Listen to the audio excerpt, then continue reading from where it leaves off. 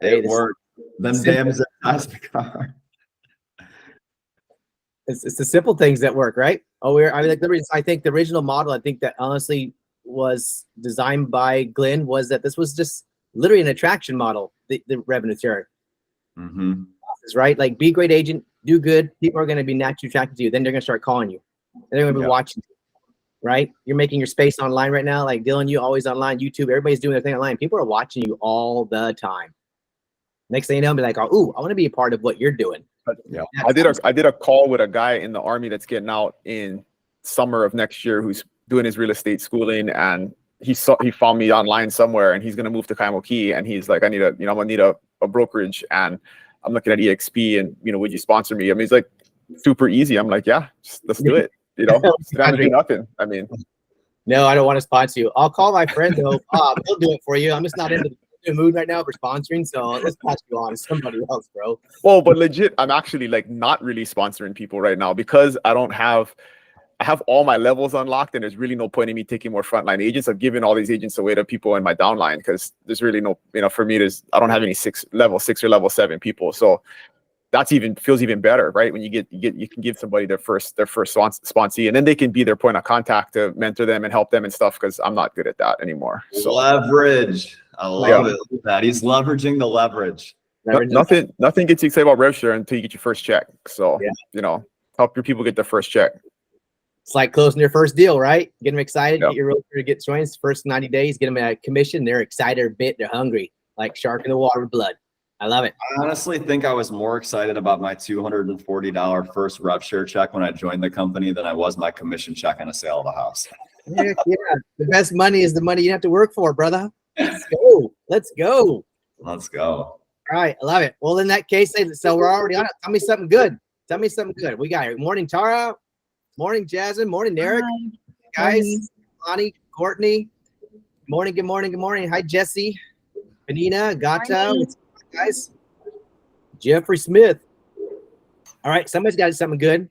I'll tell you something that happened to me this week, and I think it might help other people. It kind of came out of nowhere. I had a phone call Thursday night, and I didn't recognize the number. And the first time they called, I was on the other line, so I didn't pick up. The second time they called, I'm like, okay, this number just came up twice. I better pick up. So I picked up the second time, and it turns out it was someone from Arizona. Mm-hmm. And they were looking to buy an investment property, and they found my phone number and my information on my college alumni site. Oh. So if you guys haven't gone onto your college alumni site and posted, I'm a realtor, how can I help? Then go ahead and do it, because I literally got the phone call Thursday night, went to a showing on Friday, and I submitted an offer and got it accepted by Saturday. All cash offer. Whoa. So, I mean, that to me was like, oh, that was an easy transaction. So go on your college website, post that you're a realtor, and ask, how can I help? I love it. Good job, man. Thinking outside the box. I mean, seriously, I know some of us haven't been in college, or maybe went to college, but might be for a long time ago. So good job, Courtney. I love it. Now I know why you're smiling. Good for you. I love it. All right, something else, something good. Come on. I want to share real quick, Chris. Go for it, yes. You know how I have these like first-time homebuyer workshops, right? And I've been holding them. We had one on Sunday at our new EXP office, and it was crazy because a lot of our EXP realtors came with their kids who are like young adults, teenagers. Dylan's youngest boy, how old is Mason? Like 12. Anyways, we did our thing, and at the end I asked all these kids, what was their biggest takeaway, and it was so crazy that these kids are like sponges, and it was super cool for them to see like, wow, you did this, I want to flip a house too, and oh my, I don't want to be a renter, I want to be able to like own a home. And so like they're listening and they're paying attention. And it was funny, I talked to Dylan's wife yesterday really quick, and she was like, oh my God, Mason came home and he was so excited. He's like, Mom, why are we not buying rentals like Auntie Tara? Why are we not doing this? And we need to save. It's only like $40 or $80 a day, and we can totally do this. And she's like, well, you need a job first before you can save $40 a day. But it was just very inspiring to see these young kids that, you know, they're not even ready yet, but in a few short years, they're gonna be. And for the parents to bring them to just sit there and listen, and the whole room, like half of the room was from 12 years old, or maybe a 9-year-old was the youngest, all the way up to like probably, where's McConaughey's 20, 21 years old. It was crazy to see that audience and the impact that, you know, just for them being there, what they took out of it. It was amazing. So I just wanted to share that. That's awesome. Yeah, good job on those classes, by the way. You're crushing those courses. I think they're a success for you, huge. And I think I saw Dylan, I think you did your little video with Mason and them, and you asked them, what'd you learn? Mason's like, yeah, you guys, that's awesome, right? These kids are absorbing all this stuff and helping them like see the reality of what it's like to buy in for themselves and get themselves going. So good job on both ends of that. Awesome. All right, anybody else? Something good? Want to share something new? Jasmine, go for it. Yeah, Chris, I spoke to you about this. Yes. We are going to be shaking up First Wednesdays and taking it from Kakako. My dogs are in full play mode in the background, so I apologize. No worries. Tried to quiet them all morning. But we're going to be moving First Wednesdays to this idea of cocktails and content. So we're going to find the hottest listing on Oahu, and we're going to have our lenders sponsor open bars and our other vendors, and we're going to be able to shoot some content. So we'll have ring lights there. We'll have a bunch of other tools that you can use, and we'll even provide some content ideas. So it's going to be a ton of fun, but it's maxed out at 30 attendees. So make sure that you sign up early. That'll be content and cocktails. Love it. Awesome. So yeah, every Wednesday, for those who don't know, here on Oahu, we're trying to create an opportunity to get together, collaborate, create community. And so we do have a Pauhana usually every first Wednesday of every month. But now we're going to replace this with some value and some real meat and potatoes. And this content for cocktails is something that Jasmine came up with, and we kind of collaborated. But yeah, it's a way to get together, have some drinks, have some poo-poos, and get together, but also learn some content, some videoing, something you can put in your social media, help you market, and listings that we can share around the island to help market everybody's listings. So it's a win-win for everybody. The link, I believe, is in the chat box that she just put there. It is limited to 30 people. Click on it if you want to make that. And I think every listing will be basically undisclosed until the last minute. Yes? Yes. Okay.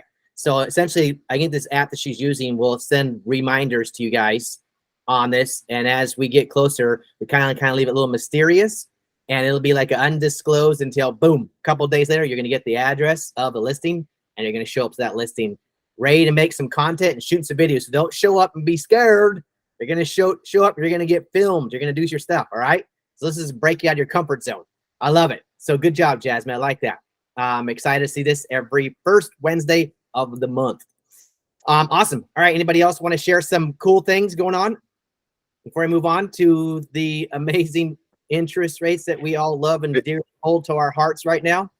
Last thing for the Hawaii people, if you have anybody on Kauai that is interested in EXP, we're going to do an event there on the 26th. I don't know if we announced this publicly, but Ronnie Margolis and I are merging our teams, and so his team's going to just fall under our umbrella. And so we're starting to build over in Kauai. And so if you guys got anybody that is interested, it's going to be it's going to be kind of an EXP agnostic event, right? Recruiting event for anybody who's interested. So it can be agents from other brokerages, but we're going to do a top producer panel with agents from a couple of different brokerages. And then I'll talk about, how we built the team. And then anybody who wants to stay and hear about EXP can stay afterwards. So that's going to be on the 26th, I think 1 to 3. So just put that in your, I'll get more details out to you guys. But if you got anybody over there who's interested, send them my way. Nice. Good job. And that's amazing. So also it made me remember something because I forgot to take my memory pills again today. But the 26th here, also, I think in Oahu, we're doing an in-person lunch and learn at the same spot we did the business planning clinic last week, which was a great success, by the way. We had about 19 people show up for that, which is amazing. But yes, so in person as well. I think it's 2 to 3 p.m.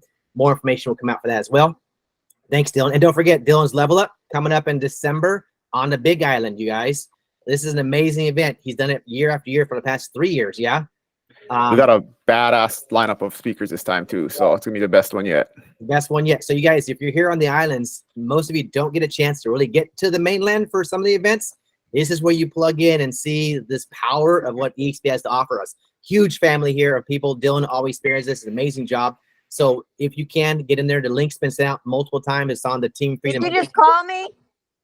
Sorry. Oh, no, Cindy, nobody. So on the Team Freedom Facebook page, all that stuff, plug in that, go to Level Up. It's on the Big Island this year. What are the dates again, Dylan? December 2nd, 3rd? December 1st is December 1st all day, and then the second will be like a half day. We'll have some breakouts and some wellness stuff that'll happen on the second. So I'm putting the link in the chat right now. Perfect. Awesome. There's a room block. It's super cheap rooms, like $200 at a killer resort. No resort fees, no parking. So yep. Awesome. Power punched, ready to go for you guys. Get your literally ready for 2024. All right, well, moving on then. Let's give our attention to Mr. Duncan.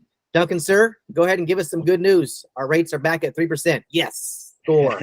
Sorry, Chris, can't do that. But I'm going to go over a little bit about what's happening with mortgage rates.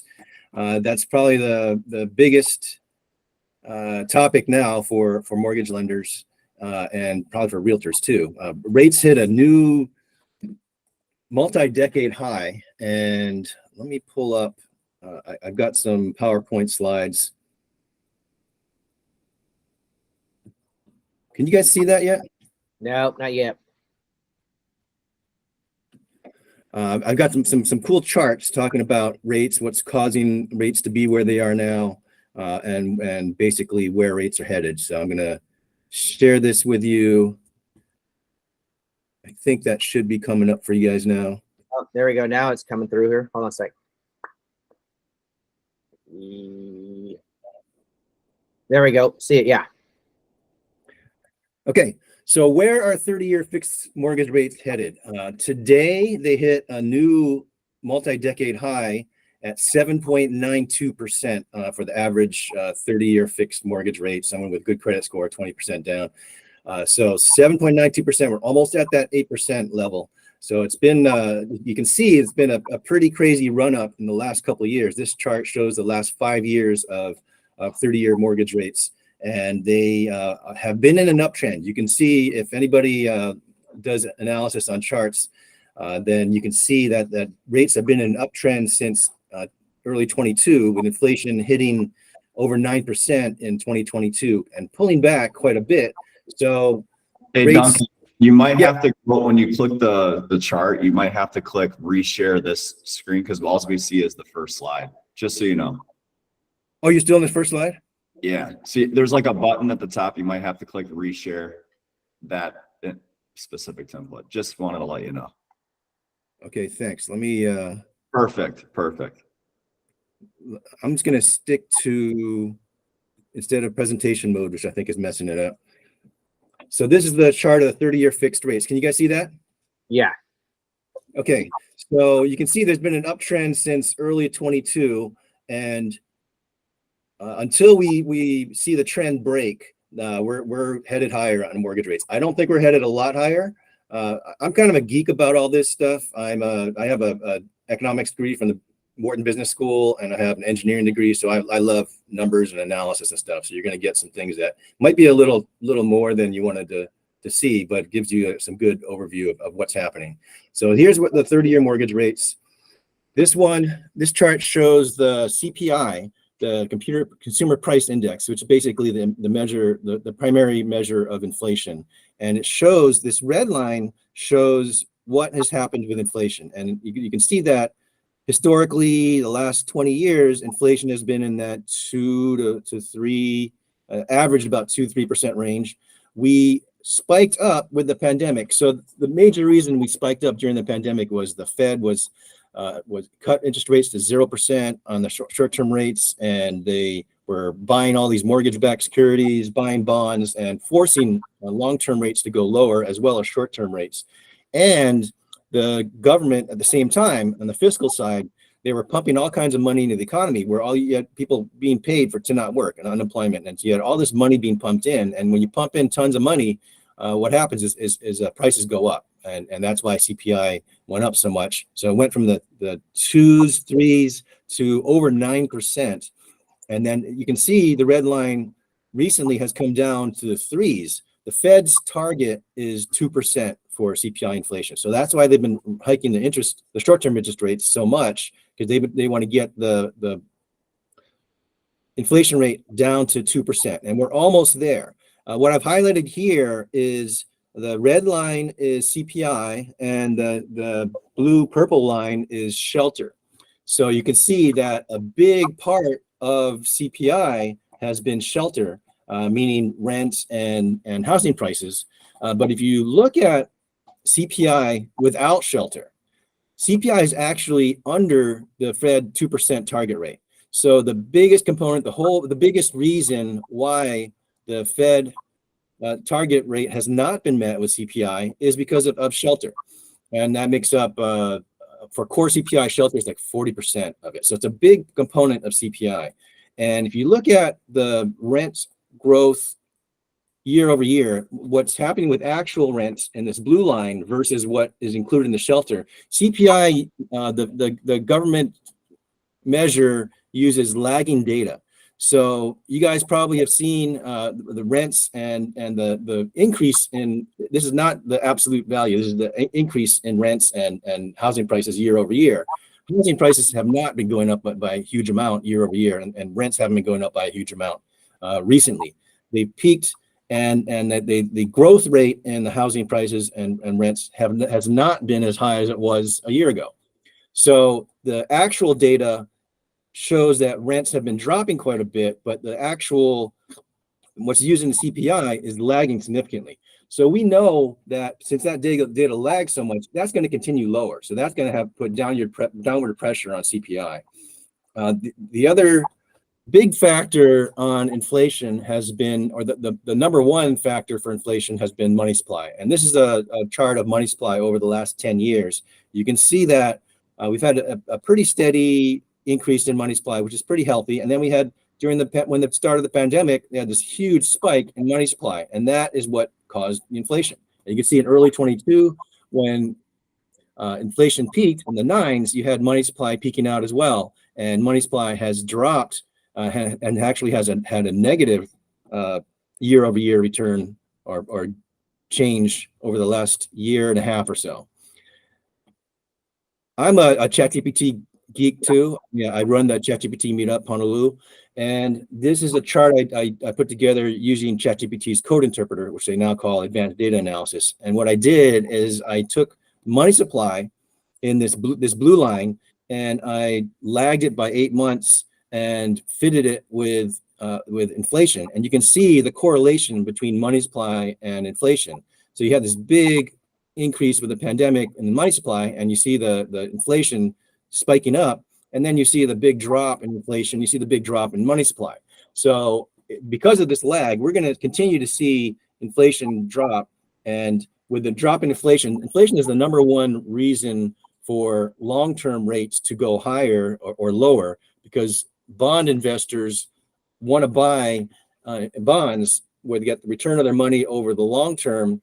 They're much more likely to buy when inflation is low. When inflation is really high, then their money is going to be worth a lot less 30 years or 10 years from now. So they're not going to want to buy. So mortgage, or actually mortgage and bonds are long-term instruments, and the investors in those securities want to have low inflation. So inflation dropping is going to make people want to buy more bonds, buy more mortgage-backed securities, which makes rates drop. So here's an overview where mortgage rates going. They're currently trending higher, and until that trend stops, they're moving higher. I don't think they're going to go much higher. I think we're nearing the peak. We're almost at 8% now. I don't think we're going to go much above 8%. You hear some people saying mortgage rates are going to 13, 14%, but that's not happening. We had the pandemic huge surge in money supply. That is nearing an end. You've seen money supply drop back significantly. Money supply is still much higher than it was a few years ago, but the growth rate in money supply is actually negative now. The Fed is near the end of their short-term hiking cycle. The short-term rates, they may be done already. They might do one more hike. If you look at the futures on what investors are betting on for the Fed, they're there's like a 30% chance that they're going to hike in December. Almost no chance they're going to hike in November. And so there's people on the fence about whether they're going to hike one more time or not. But if they were looking at the actual data and not looking at their lagging data that a lot of the reports get, and the effect of their raising interest rates is lagging too. So they're looking at current data, but that's lagging. So if they're looking at the actual data real time, and we're actually smarter than about looking at economic data, they would stop hiking. But they might do one more because they're trying to save face, and because they did such a poor job at the start of the pandemic, keeping rates so low when inflation was obviously perking up. So now they're trying to make up for it by over tightening on the interest rates on the back end. We have an inverted yield curve where short-term rates have been higher than long-term rates. And what happened was a lot of people were expecting a recession to start by the end of this year, and that hasn't happened. We've had a lot of strong economic reports. And so a lot of the long-term bond investors are selling the bonds because they were expecting the short-term rates to start dropping with inflation coming. But that is causing the longer-term rates to go up, and the short-term rates are holding pretty steady. So the yield curve is flattening. So you still have short-term rates higher than long-term rates, but the difference is decreasing. We still, based on the decrease in money supply, we still should have a recession, but it's been pushed back to probably second half or later next year rather than this year. So the bond market is similar to the stock market. You may have heard of capitulation, where the sellers sell. We've had a lot of people expecting long-term rates to go lower, but they haven't. So they're having to sell their bonds. So today and maybe in coming weeks, not too much longer, by the end of the year, we should see the end of the selling in the bond market and the peak in the long-term rates. Inflation is nearing Fed target, will hit the Fed target next year with money supply dropping and the shelter increases dropping as well. And then within the next year, we should be starting with a recession. May not be a very steep recession, but with money supply dropping so much, we're starting to see in the economic reports some weakening.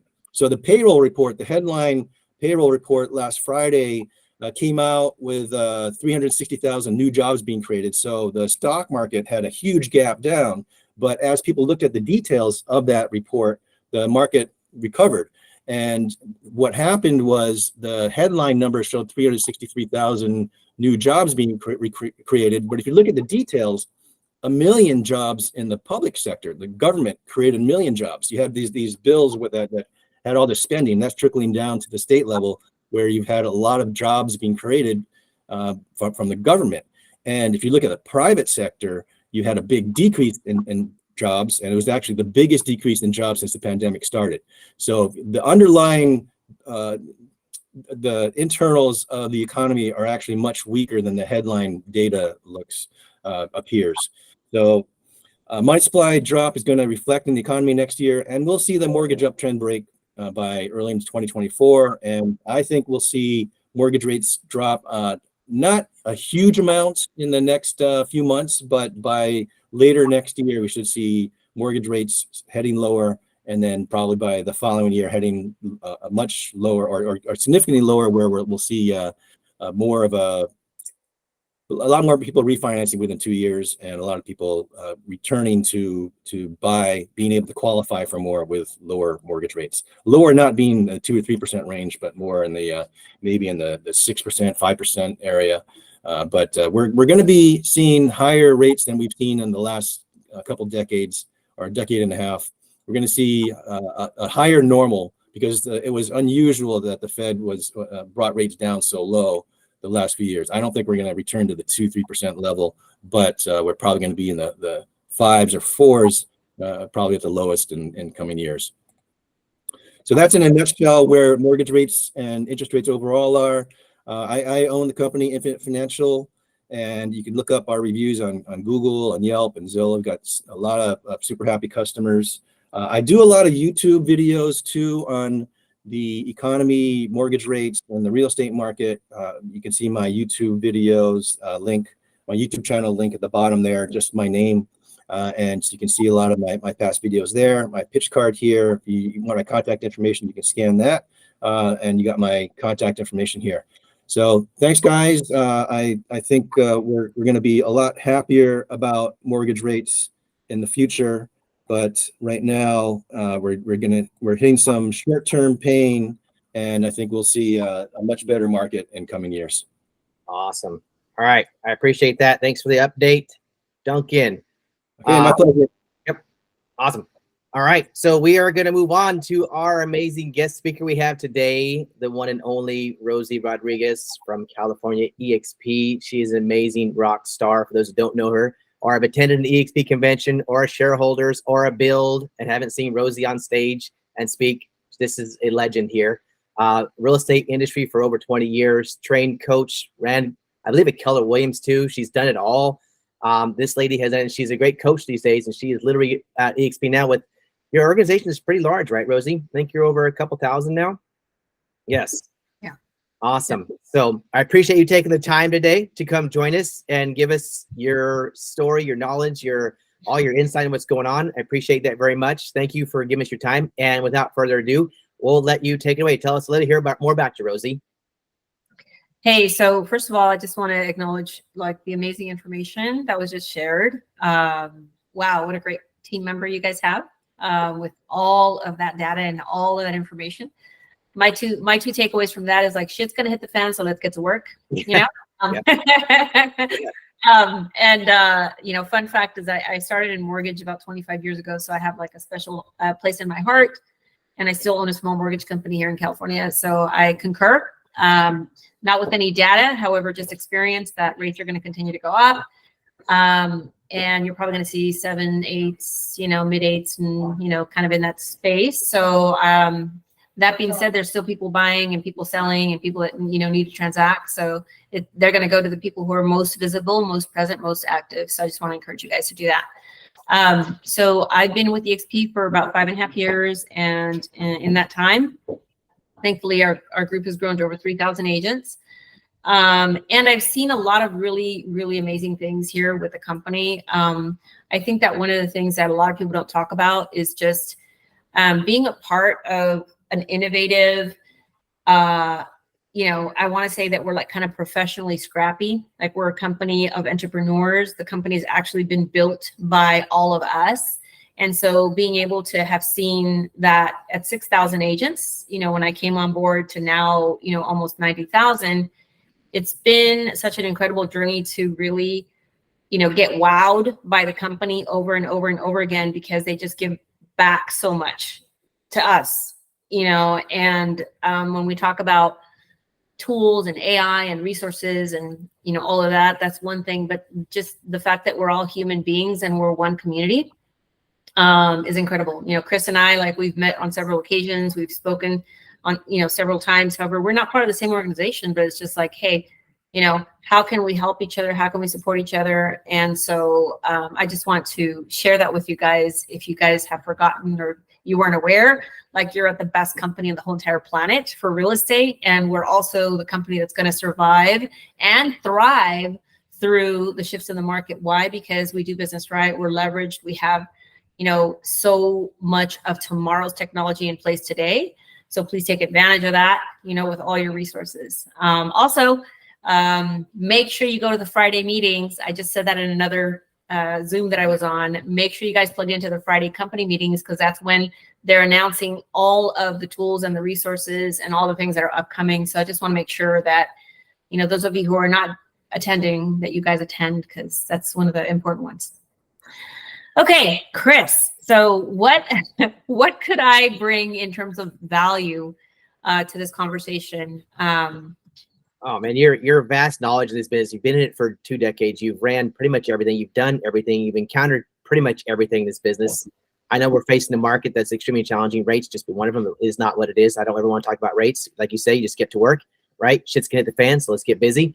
What are some of the things that you've done in the past that you're now coaching some of your agents to get them groomed, to keep them steady, keep them on pace, keep them moving, motivated? What's some insight, some foresight, and some of that you're really kind of plugging into and engaging your team right now with and helping out, like you said, as a large organization, how we support one another. I appreciate maybe some of your feedback on some of the things you guys are doing, ideas, concepts that you can share with us. Well, I think one of one of the things that I think is super important, you know, in general, however, especially in the market that we're entering, is, you know, when you think about things that happen in your personal life, right? Many of you guys may or may not have had an opportunity to meet Rick Jiha. And so he was my direct sponsor and my mentor for, you know, over a decade. And he recently passed just last week, suddenly, of a heart attack. And, you know, so prayers are with the family and all that. But the reason that I bring that up in this conversation is because one of the things that has been really, you know, a great thing to watch is how, in my organization, you know, just watching everybody come together and like, how can I help? How can I serve? How can we, you know, as a family, how can we show up, you know, in a stronger way? How can we support each other, you know, and as well as, you know, as a family. So my example with that is to remind you guys that, you know, when you have a situation, you have a crisis, people, what they do is they come together, you know, they unite. And, you know, all of the little trivial things that sometimes, you know, get in the way, like, well, you know, they're marketing in my market, or that was my idea, or, you know, I don't like the way they look today. You know, like little things that don't really matter, like all those things go out the window, and it's really about the human beings, and it's really about, you know, supporting each other and just showing up as, you know, amazing human beings that we are. So what's important in the market to come is for you guys to really be a united group and really, you know, come together and support each other, because, you know, you guys have this incredible place of paradise that you live in, you know, that's one. And so, you know, I'm sure there's, you know, a couple of insignificant other companies out there, you know, that, you know, want to kind of move in on your market. And so, like, what do you think is possible if you guys as a group and you guys as a team, you know, like really come together and say, hey, let's do this amazing event. And how can we support Dylan at that event that, you know, he's putting together? And Dylan, like, hey, let me open this up to all of you guys. And, you know, just really think in a place of abundance and really, you know, show up. Like, we talk a lot about, well, I'm going to do this, or I'm going to do that, or I'd really like it if, and one day when I, you know, but the people that you guys, you know, are leading, because if some of the people on here, you guys have some people in your organization, you know, whether it's 2 people or 200 people or 2,000 people. The thing is that, you know, they came because of you to the, you know, to the company. And so how are you showing up for them? Right. Just like Chris is showing up for you guys, just like Dylan's showing up for you guys, you know, how are you showing up for other people? Right. What's the impact that you're making? You know, what is the connection? You know, people are not numbers, people are people. Right? They're in relationship with you. They're looking for you. You're always contributing.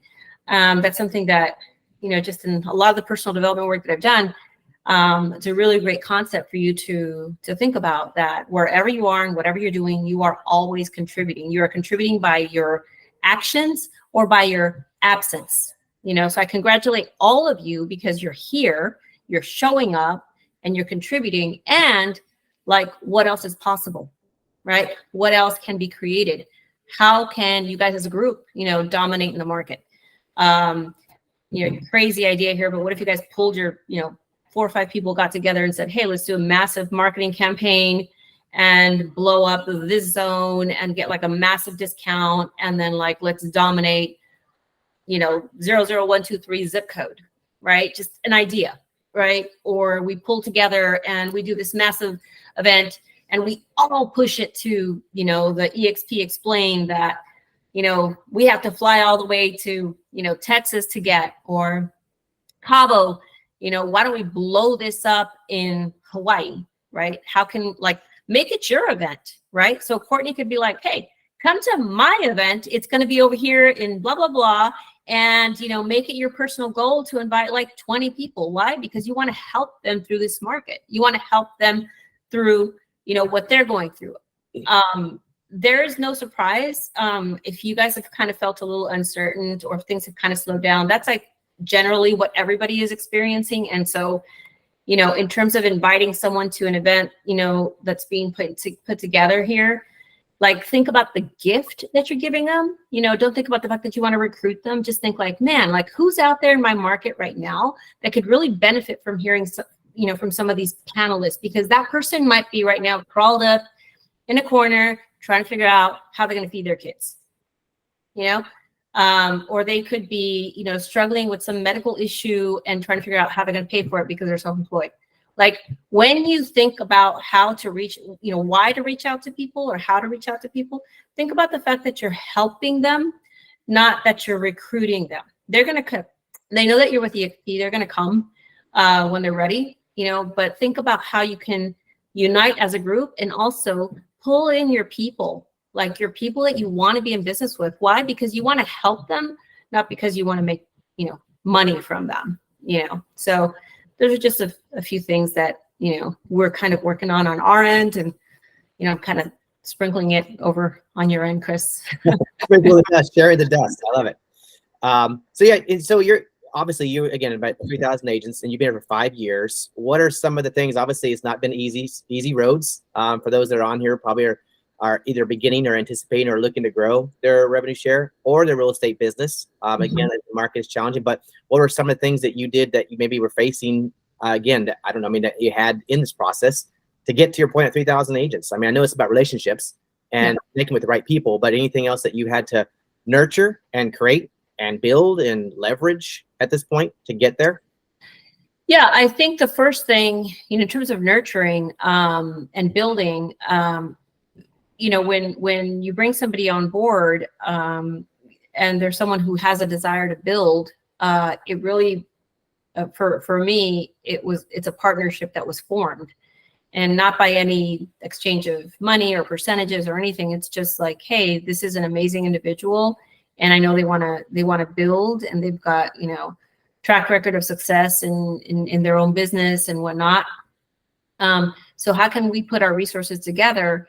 And then how can we build together? When I say together, like hypothetically, if I had brought on Chris, I would be pouring into Chris. Like, I want Chris to win. It's not about, hey, let's work together so we can, like, you know, you can help me recruit. It's like, how can I build you? Like, if building you means that I'm going to help you with your production, hey, we're going to get a call like every week, and like, where are you at with your goals? What are you struggling with?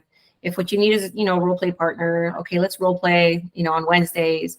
If you want to build, all right, let's brainstorm on some ideas and let's co-create a couple of, you know, events, and let's check in, you know, on a weekly, on a daily, on a monthly, whatever it is. But it's a different kind of relationship, and it should be organic in the sense that, like, I'm jiving with you, you're jiving with me, we enjoy each other, we're co-creating. And so as a result of that synergy and that energy, we are growing. And by we, I mean, I help you, Chris, grow. And I mean, obviously with our beautiful model, I grow as well. Right. So nurture your people and help them get to where they want to go, because it's all about them. That's one thing. If we switch over a little bit and we talk about navigating through this market, you know, when I started in this market, I got a big old pile of, remember those fax machines? I don't know who's old enough to remember what that looked like. It was like a green sheet, and they used to print it out. And so, you know, that's what I had on my desk, and I had a phone. And so I just kept calling all day, and I didn't know any better. And I remember the first call I made, I called the guy back like, I don't know. Remember, I started in loans. So I probably called him back like 7 or 8 times. And I was like, can I get your bank account number? And do you know the account number to your, you know, mortgage company? Like, I was like, that's what they told me to do. And poor guy, like later I knew I didn't have to do all that. But the reason I'm sharing that is because the only thing I knew how to do was to make phone calls. And so I did that, you know, for 8 hours a day until I actually had some clientele that would keep my day busy. And at the end of the first month, you know, my manager sat with me and he's like, how'd you do? And, you know, like typical sometime of overachievers, I'm like, I could have done better. I did this, I did that, da, da, da. And then like, I come to find out that I beat out the top producer in the first month. And so I was like, oh, wow. You know, I beat out Tammy, and Tammy's been here forever, and she's like smart. And I just got here. So the reason I share that is because when you don't know any better, like sometimes ignorance is your best friend. So, you know, we kind of get caught up with, how do I do a landing page, and how can I incorporate AI, and how can I use Chat GPT, and what's the best CRM? And like, we get caught up with a lot of bells and whistles. But if you were just like, super simple, stupid, getting into the business, and somebody said, pick up a phone and start calling, I guarantee you, like, you'd beat out any AI system or any Chat GPT system, or any, whatever system, just because you would be engaged and you'd be working and active in the business. So how to navigate through this business, I would say talk to as many people as you can. Do like a massive like text blast to your entire database.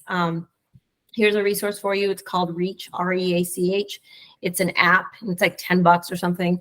And so if you take, an hour and add your database onto your Reach app, and you could just say, you could create different databases, but you can reach out to all your clients and say, hey, like, fall is coming. Here's a picture of the wreath I just put together. Like, you got any plans for Thanksgiving? Or, if you've got your agents that you're prospecting on a Reach app, and you could say, hey, just want to let you know that, we have this event coming up, and we're going to have A speaker, B speaker, C speaker. Put it in your calendar. I'll give you more details.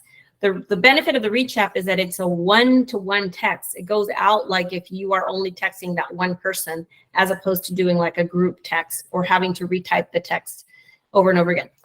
Quantify your hours.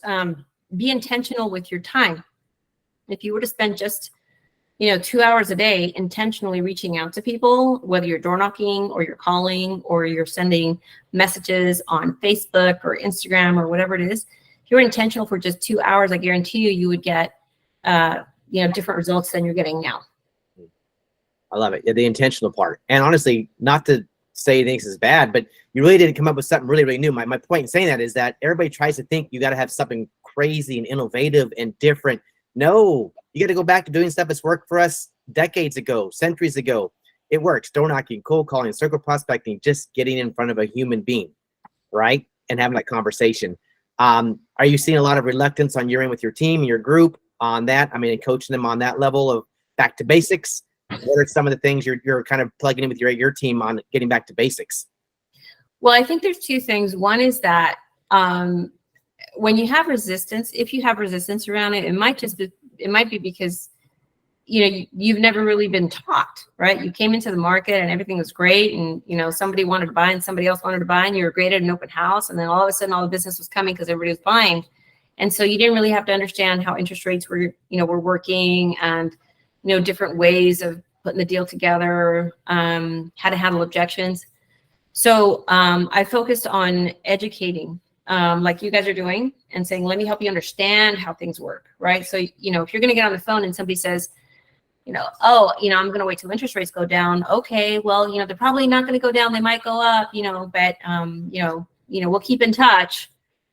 Okay. Like, I'll pick up that call, and like, that'll be my client by the end of the call, because I'll say, okay, well, let's talk about that. Let's talk about what that could look like right now. If your payment was right now at a 6.5 interest rate, what will that look at 8.5, 8.5%? Let's look at some numbers, and so you're paying, $3,500 a month right now, in 6 months or a year, you could be paying, $5,000. So have you considered that option? Well, no, but still, it's still too high. Okay, well, how much are you paying rent? That's 100% interest. You're paying zero, down on your mortgage in that case, so rates, could they go down? They could. Do I have a crystal ball? No. But if they do go down, you already own this asset. You already own this property. It's your home. It's a tax write-off. Let's talk about that. So anyways, kind of going off just because I want you guys to understand, like, really educate yourself and have new presentations ready when you're in front of that person in an open house or at the grocery store or on the phone, whatever it is that you're doing to be intentional with your business right now. How important do you, this conversation, how important do you think scripts are? Dialogue. I think scripts are important in that they educate you. I don't think that you should be robotic, because I know that there's a lot of, people that I've memorized all my scripts, and then I hear them and they forgot that there's a person on the other side. And so, it's important that, like what I just said, you understand that. But if somebody says, well, see, my main concern is that, my mother is sick and I don't know how long she's going to be. You're not going to go to like, okay, I get it. I understand. So tell me, when would be a better time? Yeah. You know, so scripts are really important for the knowledge and to kind of arm yourself. However, equally important is the connection that you're going to have with the person on the other phone. They want to talk to a real person. Which means you should be listening in return, right? As you're asking questions and taking this information and needs analysis, you're taking it in and understanding the person on the other side so that you can not rebuttal, but respond, right? And so they know they're listening to them. So currently, are you running a production? So you have the EXP, obviously, team. Are you running another production team on top of that? You said you have a mortgage company kind of thing. What is your whole entail that you have right now in your business? My world is crazy. So I've had a mortgage company for about 25 years, and we've gone big, we've gone small. We're kind of like mid-size right now. We've got about 15 loan officers. I also own an escrow company, and then I do investments out of state. I do Airbnbs. I'm developing 3 properties right now, and then of course growing my organization. So I am super busy on different levels, and all that being said, I'm analyzing every aspect of my business to see what's the most productive and the most where I should spend the most of my amount of my time. And the answer to that is in my EXP organization, you know. And so the biggest contribution that I can make is to the people on my team and to people, you know, that can join my team, because that's the biggest opportunity in real estate, you know, for me in real estate. That's it. Go for it. Anybody got questions, by the way, jump in there. Just unmute your mic and go for it. Rosie, don't you have kids too? Like a pretty good sized family, if I remember right? I got like 17 kids. Just kidding. I have a 22-year-old, 22 and 23 daughters. And then I have a 15-year-old teenager who's way too cool. And he's my boy, he's soccer. And then I have a 32, and he's like my adopted son, but like that's another story. So yes, I do. So I think where you're going with this question is like, how do you find time, or how do you like manage to do this? Because it's, you know, yeah. Not Well, it seems like every superwoman also has like a crew of children they're taking care of at the same time. And those are the biggest superwomen I know. Yeah. Well, I will tell you that from, you know, the time that my kids were very little, we've had like auntie who's been, you know, just like grandma. So she's been the person to make sure that, you know, when I got home from work or school, that there was always hot food on the table. And I stopped doing a lot of my family chores a long time ago. You know, I cook on occasion, so I don't have a lot of, let me back up a little bit for the women in the room. You know, when I first started, and you go through these phases, and I was like, I'm not a good woman. I'm not a good mom, you know, because I was, you know, not, you know, doing the breakfast and the dinners and, you know, the cute this and the cute that. So I went crazy. Like I remember making the costumes for my daughters. You know, I made their costumes for their Halloween thing. You know, 2 princesses, and then I would make sure to make breakfast every morning, and then And then one time I was like pregnant with my son, and I was washing dishes, and I was like, okay, you know, I can do this. No, I had just had him, and I'm like, I'm gonna be a good mom, and I'm gonna do this. And I'm like, I hate washing dishes. There's no joy in it for me. It's such a bad use of my time, you know. And so, when you're, you know, busy and you've got different responsibilities, it goes for men and women, but like, it's okay to get somebody to come and help clean your house and do your laundry and do that stuff. Like, because then the time that you do have, you know, you'll invest it, you know, in quality time, you know, with your kids. So women who are, you know, producing and busy, like get a teenager and have them come in twice a week and wash dishes and wash clothes and clean your, you know, your tub and all that stuff. It's probably the best amount of money you can spend. So you're not stressing yourself trying to like be the perfect this and that. That being said, I'm usually up by 4 o'clock in the morning, and I'm in bed by about 10. And so I start my day probably earlier than a lot of people. And I do this because I have so many goals, and I don't need more than like 5-6 hours of sleep. So, you know, but leverage people. Yeah. I think being a mom is probably one of the hardest jobs, honestly. You know what it is, because no matter what is said, most of the time women carry a lot of guilt.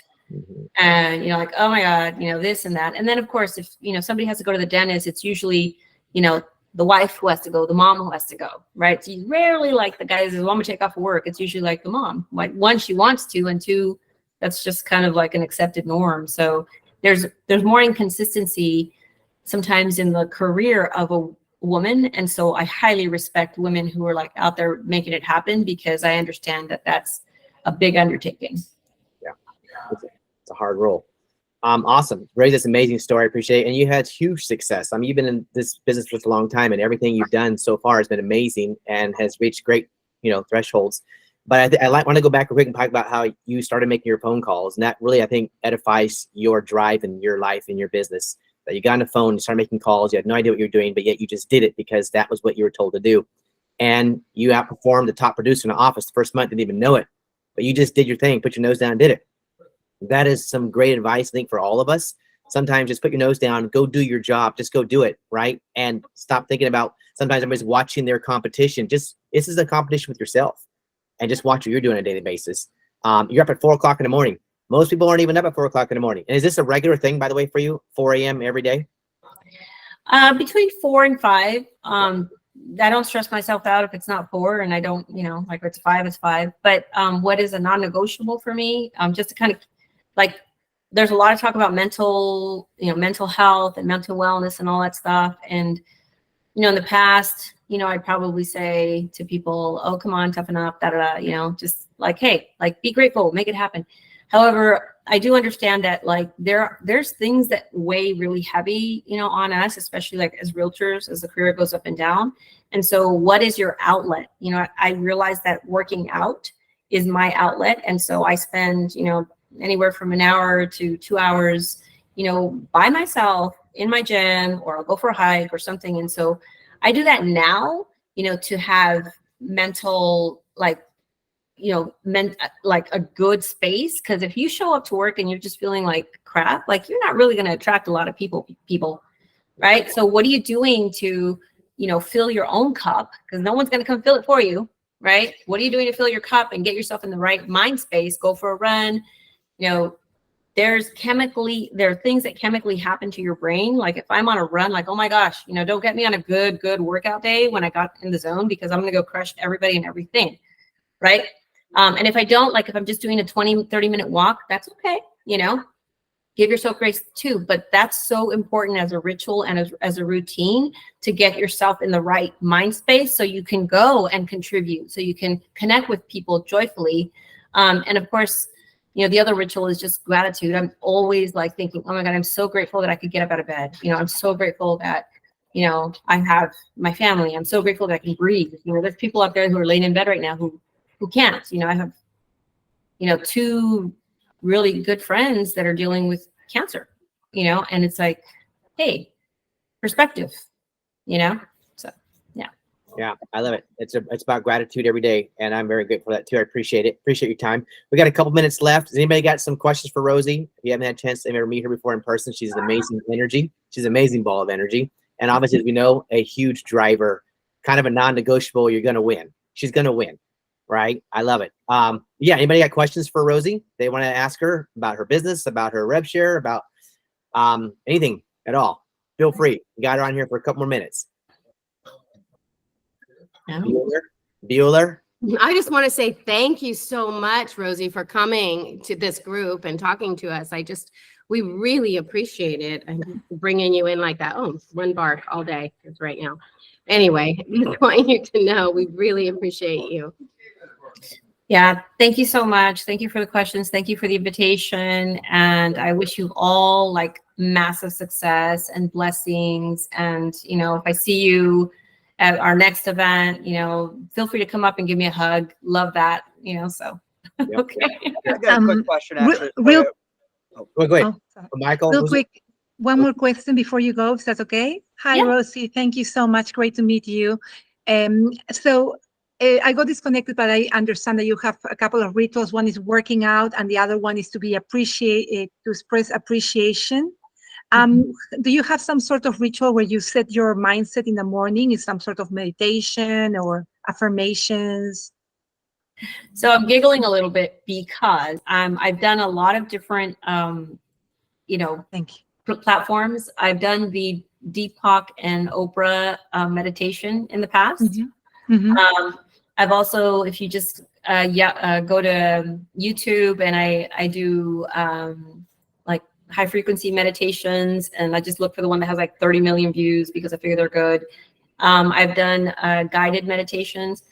What I have found, and the part that makes me giggle, is that I really love music. And so when I do my workouts in the morning, one of the reasons I don't go to the gym anymore is because I have this, I converted my garage to like a really cool looking gym. But so I've got songs, and most of the songs that I have are high energy, positive things, uplifting things, and I dance. And there's a science. I was at an event not long ago where we were talking about body, interpreting body language and whatnot. And the body expert was saying that if you wiggle, that actually creates a different something going on in your body. And I'm like, I'm so good at wiggling. Like, I don't know if anybody interprets what the wiggle is, but I feel good when I do it. And so music is a really big part of my ritual in the morning, and it really helps me shift. So there you go. Thank you so much. Love it. Michael, go for it. Yeah. So Let's Rosie, wiggle. thanks again. I'll repeat Shireen's sentiment. Really helpful stuff. So I had a question about kind of cold calling in today's landscape. I did it when I first began in the industry 9 years ago.